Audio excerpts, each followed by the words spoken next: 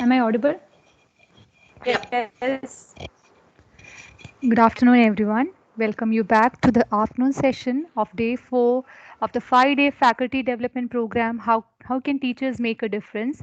Hosted by IQAC Sri Shankara College Kaladi, sponsored by Kerala State Higher Education Council.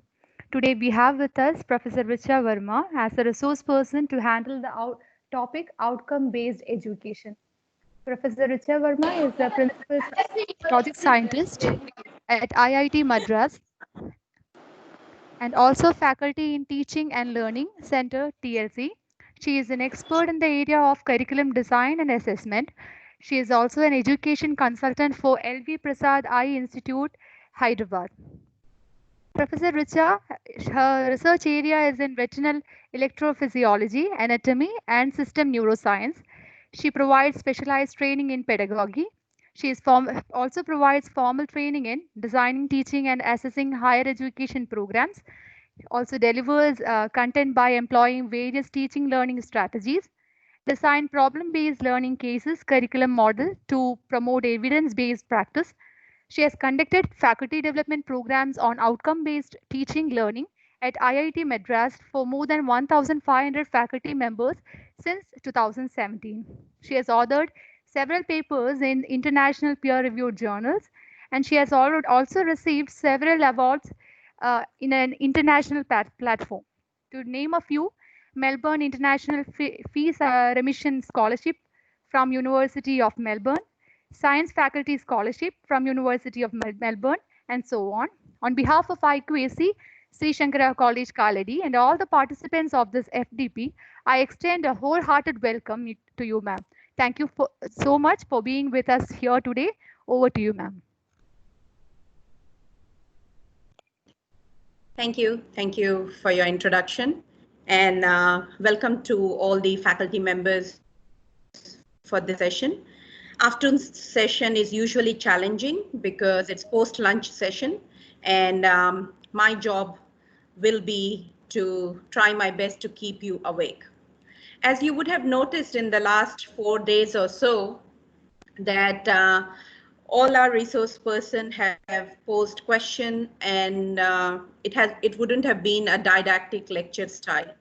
So to a larger extent, my session is also going to be very similar to that, and I would highly encourage you to be interactive. The more interactive you are, it's better not just for me, but for your peer members as well. So just to get started, in this particular session, what I would like you to achieve at the end of the session is you should be able to apply the key tenets of outcome-based education to implement in your own classroom. Now, to get started on this, I would first ask you, and even though I have written 5 minutes, feel free to type in your response if you're ready in a couple of minutes. The first thing I would like you to share with me is list few changes that has happened at your institute in last 2 years. And I'm asking this in context with teaching and learning domain, as well as what has been the biggest challenge in achieving your teaching and learning goals.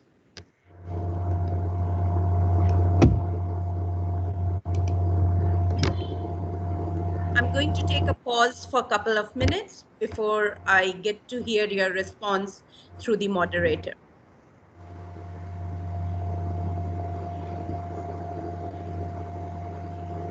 Yes, it takes a while before the Yeah, one. no, we'll wait for 2 minutes, ma'am. We'll just wait. Yes, Yeah. yes. Uh, a couple of comments is there. Yeah. Neerja James says e-learning as a change. E-learning. Okay. And Anil George says the challenge is resistance of teachers to change. He's not a teacher. He is a teacher. Neerja Resist- James says major challenge is expensive data. Expensive what? Data. She says data. Okay.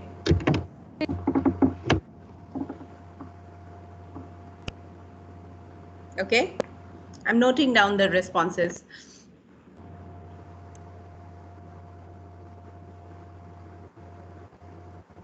I've got sorry for a distraction. It says Dr. Biju Yeah. Thomas is requesting control. Should I say Maybe it allow, deny? maybe accidentally, ma'am. Accidentally happened. Just neglect, please. All right. Neeraja James is explaining herself. By data plan, she means which students cannot afford. She's hinting at the online classes. Okay. Sibi Phillips says, not T and L changes, teaching and learning changes have been introduced. For me, the biggest challenge in T and L is to adjust according to the syllabus, which is not updated. Dr. Nibu Thompson says, major challenge is inadequate technology. Okay. Sibi Philip, to the current standards. Maybe it's a continuation of his last. It's a continuation. He said, the biggest challenge in teaching and learning is to adjust according to the syllabus, which is not updated to the current standards. Okay. Smita Joseph, teachers are in a race to complete the syllabus. Yep. Reshmi R, introduction of new methodology, particularly on online platforms. Deepa R, time constraints. Yep. Then a teacher from Cochin College, students are much updated in every sense. Technology is there with them, so it's challenging task to go to each class with most updated knowledge. Teachers also have to be a student. Yep. Srikanth Verma says, actual available working hours in the classroom is far lesser than that required. So time is a challenge there, I guess. Yes. Okay. Ma'am, I would also like to know, all the faculty here are from science background or science, arts? No, it's interdisciplinary, ma'am. Arts, commerce, science, and even one law college student is teacher is also there. Yep, yep. Okay. Thank you all for responding to this question. And what I have noted down, or what I have gathered so far, it seems very relevant. And to be honest, nothing uniquely has new I'm seeing in this particular cohort or group of participants. That aspect of, it's data plan, I think I'm still not clear, but if that participant could expand a little bit more on that. If it's only about too many online classes, then I get it. But if it's more than that, then feel free to expand and interrupt me when I go through this. Yes. Ms. Neeraja James, will you please explain yourself? Neeraja James.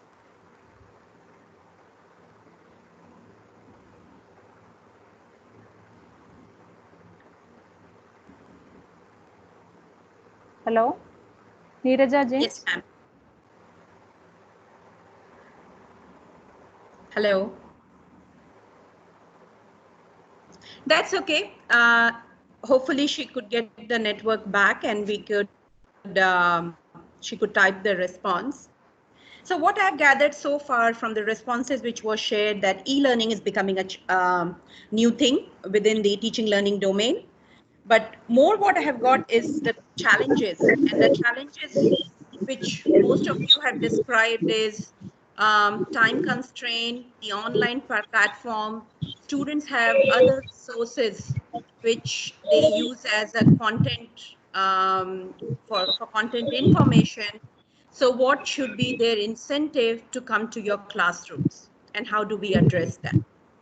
Now, before I go into details of this, I would take you to this particular graph. Don't get stressed seeing that there are too many facts and figures here. I will just go through the y-axis here represents various activities which your students do in your classroom. The x-axis represents on this end the passive student to moving towards the active learning. So you did have a session on active cooperative learning, if I'm not wrong. Yes. Now, Today morning. yeah. So what this graph is showing, again, I will bring your attention to the one on the top, which says Academic Susan. Now, if we look the way our higher education has evolved or changed in last 20 or even 30 years, the students who come to higher education, the numbers have increased, but because the numbers have increased, we do not have students where the entire 100% of the cohort would belong to a very motivated group. Now, if you look back 30 years ago, or even 1970s and 80s, students who would go for any technical degree or higher education would be the ones who are very motivated to take that as a career path. Those are the students in which we are referring here as Academic Susan. Now, a lot of our classrooms, and to a larger extent, many places, more than 50 or 60% of our classrooms are filled by so-called non-academic robot. Now, what that means is non-academic robot doesn't mean they don't know anything, but these are the students who come to your classroom and expect that whatever happens in the classroom, they are going to learn and they are going to graduate with all the knowledge, the skills, and the information. Now, this is where our biggest challenge is, because these students, when we deliver lecture, what they are doing is they are note taking, they are working at a much lower cognitive level, describing and explaining, and then they expect that when they graduate or when they finish that semester, they are going to come out, where they can be theoretizing or applying the knowledge or the skills which you have given them. Now, if we compare that to Academic Susans, the ones who are very motivated, they are the ones who sits in your classroom and they come prepared to your classroom. They take down notes, but at the same time in their own head, they are constantly applying the concepts which you are saying, coming up with new theories, what they learned in practicals, etc., etc. Now, if that is the case, these Academic Susan are the ones who are very motivated, do not require much help from we teachers. The ones who really rely on us for their performance and their outcome are these non-academic robots. And fortunately or unfortunately, because the education sector has expanded so much, we have more and more of these non-academic robots in our classroom. Now, what do we do? When we give lecture in our classroom, most of this activity is constrained towards note taking and describing.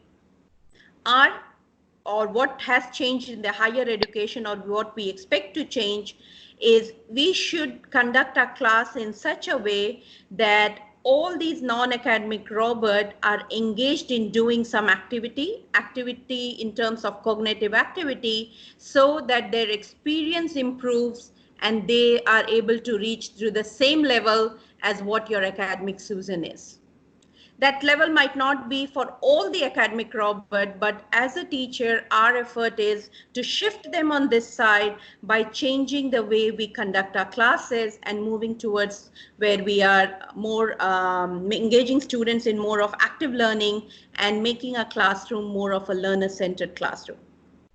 Now, this can be done online, which you are seeing even now, or when you go back to your respective institute and colleges, face-to-face. Now, if we look into the so-called, what most of you described, the syllabus being quite a lot, old-fashioned, etc., I will just take it back before we move to this outcome-based education. Our so-called traditional or semi-structured model was, you look at the syllabus, based on those topics, you will give the knowledge or the content. The most of it would be in form of didactic lecture. At times you would refer them to textbook or the research article. Based on which subject you take, you will also have skills training, be it in a lab or hands-on training, at times in the clinical context, clinical observation, etc. Now, at the end, what you would do is or maybe even during the semester, you have various types of assessment and test, which is based on the topics which has been given in the syllabus. Now, in last 3 or 4 days, you have heard a lot about how to define your learning outcome, how to organize your class and outcome, and that's pretty much the crux of my talk. And you will see that I will keep going back to this every now and then. So this is what a typical syllabus or older education model was. We are moving towards outcome-based education, and to a larger extent, a lot of institutes have already moved towards outcome-based education. So if we look at the changes in higher education, now we are coming out of that so-called just having the syllabus, but we are trying and defining the learning outcomes. These learning outcomes can be at program level, at the course level, as well as at your individual lecture or the session level. For each of these learning outcomes, as a teacher or a faculty, you need to come up and put together what are the knowledge component the students would require to achieve that outcome, what type of skills or practical training or so-called hands-on training they require to achieve that outcome, as well as what type of professional attribute is needed before he or she can achieve that outcome. Now, moving forward, now this has become a very popular term. I would also like you to share your thoughts and describe to me what is outcome-based education according to you, and how is it different from syllabus model, which most of you mentioned that your syllabus is very outdated at the moment. Once again, I will take a pause for a minute, and I will like you to type your thoughts, and the moderator will let me know. Ma'am? Yes, please. Neeraja James has clarified that, ma'am, what I meant is that as per government proposal, teachers have to take online classes from 8:30 till 1:30. How far is it practical for students to attend continuously? How is it practical? Yes, for students to attend it continuously. Hello? She wrote, okay, yeah. Yes. How is it practical? I understand it's challenging. It would require some sort of learning experience, not just for the faculty, but also for the participants. Having said that, at times I do take continuously for 3 hours. I have not gone, or maybe 4 hours in a stretch. And I agree with you. It's a very different scenario. So the key point here would be, how do we break the monotony? And one way to do is something similar, which you have seen in last 3 or 4 days, is having or making the sessions as interactive as possible, where you're engaging your students or your participants by asking them questions and interacting with them, rather than making them sit through a didactic format. Now, having said that, as I said, I totally acknowledge if this is something new, this requires a bit of learning on both ends, and also gaining the experience to modify this new form of learning. I hope I answered your query.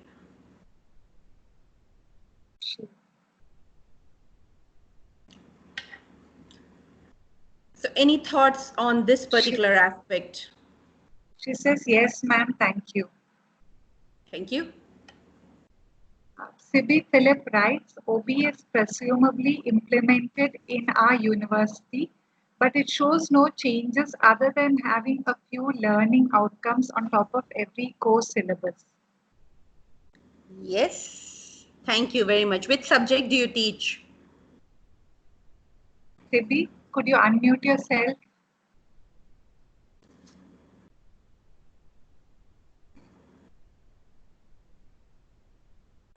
That's okay. Zoology, he said. Okay. Anyone else?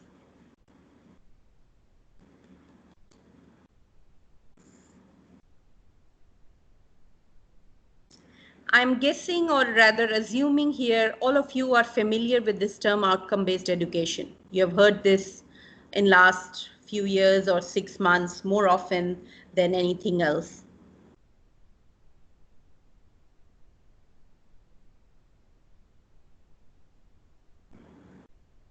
Tejimol George writes, outcome-based education focuses more on what the students acquire after their education. Syllabus-based education focuses more on the portions to be covered rather than developing the skills of the students. Yep.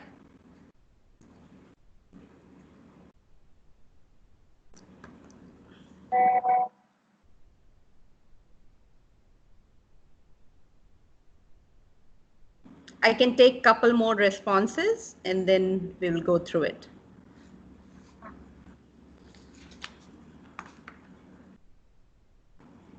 Dr. K. Manjusha writes, more student-centered. The OBE, okay. Gopika writes, OBE is supposed to concentrate more on what students receive on completing a course. Okay. Yep.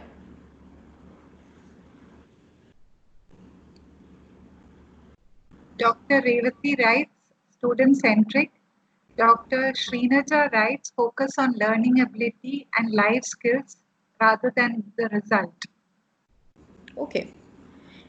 And if anyone who has written apart from that first person, what is it different in terms of syllabus? How is it different?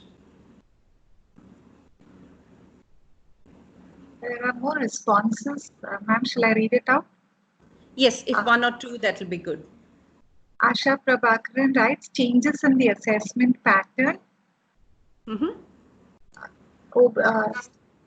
Another one is OBE focuses on the different levels of learning. Students are rather aware about it. Different levels of learning, yep. And Reshmi writes, it is more practical than theory. Okay. All right. So thank you all for sharing. And I think what is again coming out strongly is all of you do consider that outcome-based education is more of a learner-centered, student-centered model compared to the syllabus model. It has also resulted in focusing on what student is receiving or what is going to be their final outcome when they graduate, whether they will be work ready with other life skills or not. You have also mentioned about that it has also changed the way you assess. And one person at the start did mention that even though we are going to towards outcome-based education, apart from writing learning outcome, we are still to a larger extent going through that same syllabus model. And in the syllabus, the focus is all about covering the syllabus or portion to be covered rather than what students are really learning. Once again, what your responses are absolutely correct in the current context, and this is what makes this process more challenging. So if I go forward, if we talk about outcome-based teaching and learning, and I will formally define it, but so far, because today I am like the last portion, I'm doing the last bit of this workshop, there are three pillars in outcome-based teaching and learning. One, which you have gone through with Dr. Prasad, we need to well define and learning outcomes which has to be measurable. The teaching learning activity which you saw today in ACL class, that the teaching learning activity has to be based on the learning outcome which you want your students to achieve. And at the end, your assessment should be designed in such a way that you can measure and tell that